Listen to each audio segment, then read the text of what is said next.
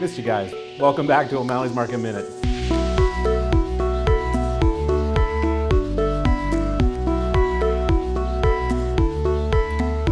All right, getting into it. Supply-demand conditions continue to be in tension. If you're kind of around and listening to what's going on, you'll see that on the supply side, lots of carrier exits and spot prices are going up. But when you start to look a bit deeper, really that's more a function of fuel costs than it is necessarily the rate that the carrier is being paid to move that freight. And if you look at DAT, for instance, that's going to be abundantly clear. But there's no question that supply is exiting, and that's having these upward pressures in certain market areas in terms of price. A couple of things we think about is, on this supply side exit, how permanent is it? When you look at something like Indiana's latest law that stripped CDLs from non-domiciled drivers, you'd think, hey, like that's a permanent exit of supply, and you'd be correct. However, you think about other supply side exits, the used truck price market isn't great. You know, to what extent are these trucks and drivers just parked, ready to come back in if those rates were to climb to a level in which they could make some money? And I think that's going to be the tension here, absent a demand side increase that's going to keep rates at a lower level. And I know if you're a driver or a carrier, you're thinking to yourself, come on, man, I really want these rates to go up.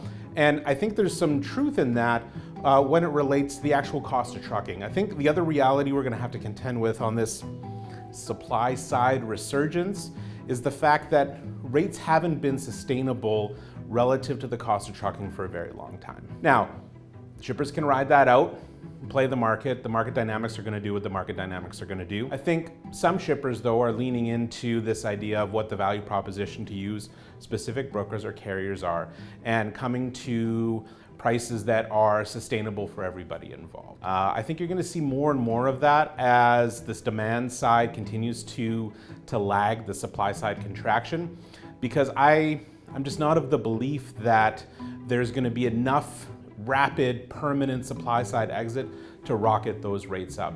I think we're going to see certainly, disruptions. You're going to see some of that in terms of the reporting that you'll see from sources like DAT, where rates will spike up.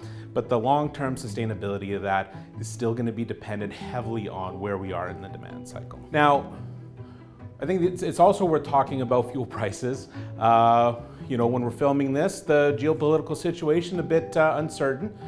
Fuel prices have certainly jumped up considerably here over the last month. The bad part of that is that fuel energy prices typically either precede or are accompanied by sharp recessions in the US in this post-World War II era, and would argue that the demand conditions today are really, really weak. The idea of adding more recessionary pressure onto that, from a trucking perspective, puts us in a weird spot. So, would say keeping a close eye on where we are in terms of energy prices, consumer spending, new housing starts, manufacturing, all these things that we've talked about before in terms of the demand side piece of this.